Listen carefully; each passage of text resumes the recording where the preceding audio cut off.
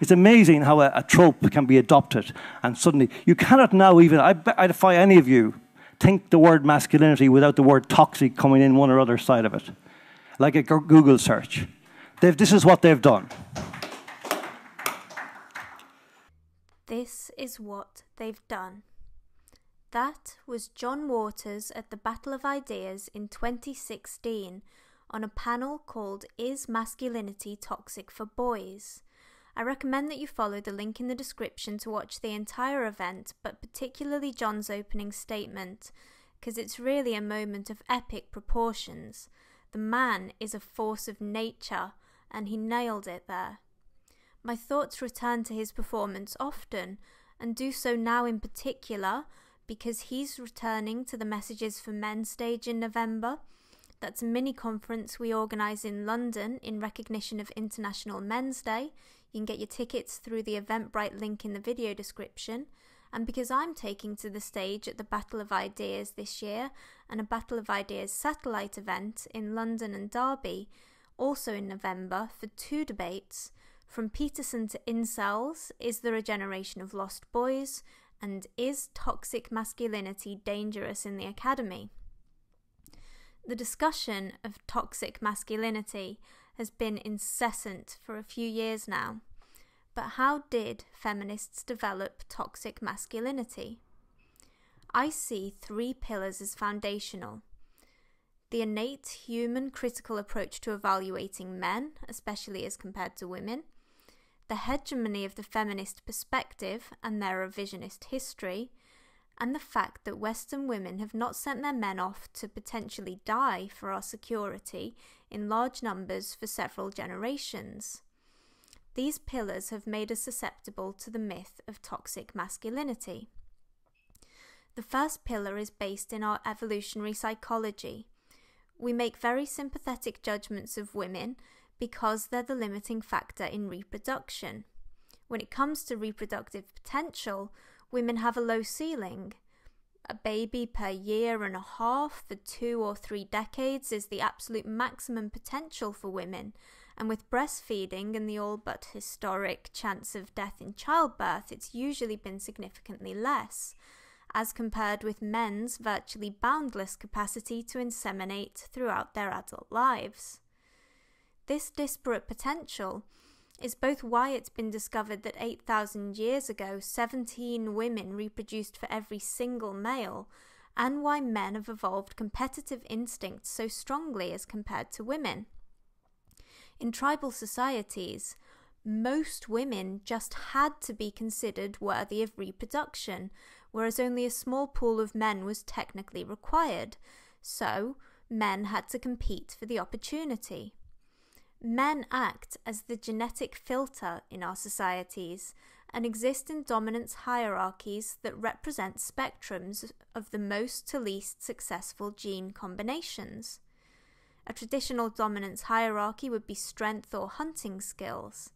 The strongest men and the best hunters would acquire prestige and status, which would give them access to their choice of females for mating with. In our modern societies, many men exist in many dominance hierarchies. They could be based on wealth or intelligence. According to Gad Saad, though, women are attracted to toxic masculine male phenotypes that correlate with testosterone, and they are desirous of men who are socially dominant, who are strategically risk-taking in their behaviours, and who exhibit patterns of behaviours that will allow them to ascend the social hierarchy and defend their positions from encroachers. Close quote. Because where a man sits in any given dominance hierarchy potentially confers upon them access to women, therefore opportunities to pass on their genes, i.e. the second most important human instinct after survival, dominance hierarchies are policed stringently, both by women and by men. Men are judged harshly and can lose their positions instantly due to perceived transgressions. Both women and men, therefore, instinctively have a very critical view of men.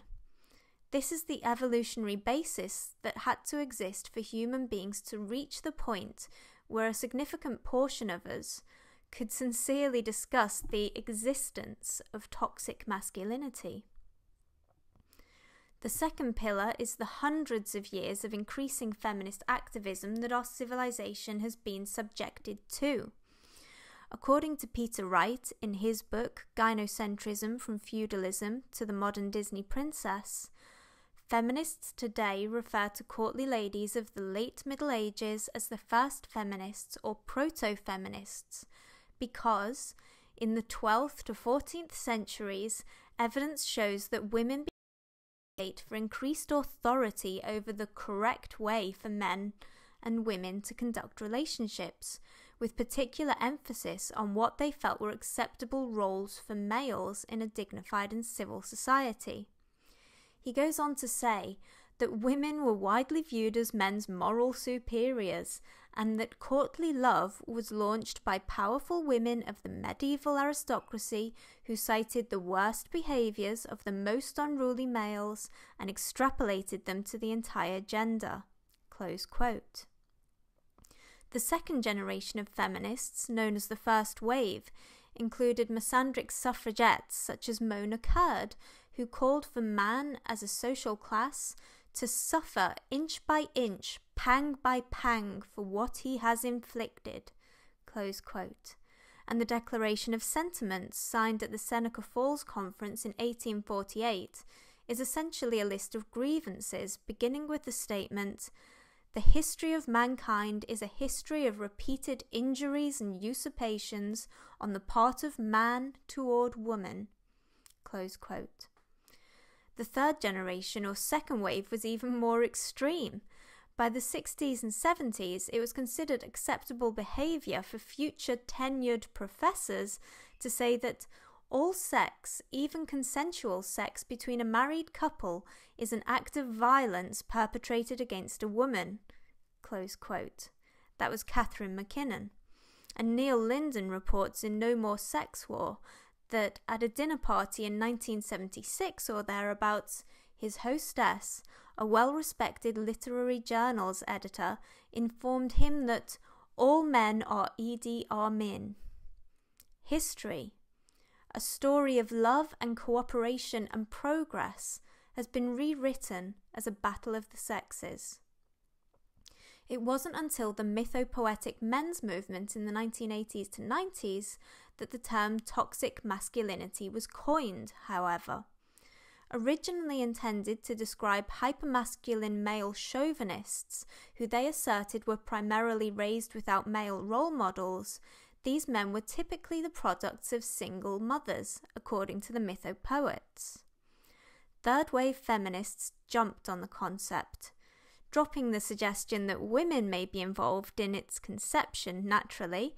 The term offered a stick to beat men with, and a way of acknowledging male disadvantage, such as their sky-high suicide rates, whilst blaming men themselves for their disadvantages.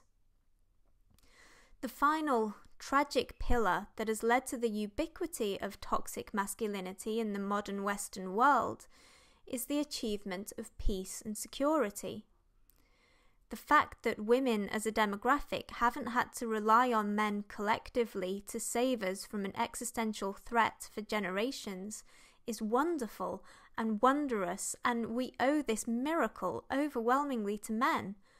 But because women, including in the academic classes, have not had to wave goodbye to their menfolk, unsure if they would return, staking all hopes for the survival of our way of life on the victory of those men, has allowed a distinct lack of appreciation that emboldens preachers of misandry to peddle their man-hate without check from the fierce loyalty and defensive attitude to their men and their men's reputations, which would be visible in a period of war and would insulate women's psyches from the ravages of toxic feminist theory. Toxic masculinity is the result of thousands of years of evolution and hundreds of years of thought, till now we've reached the point where many academics are pathologically ideological enough to develop it, and a sizable proportion of the public are bigoted enough, with regards to men, to swallow it. The final pillar, I hope to God, won't be re-erected. The first cannot be toppled. Our only hope lies with smashing the second pillar and combating feminism.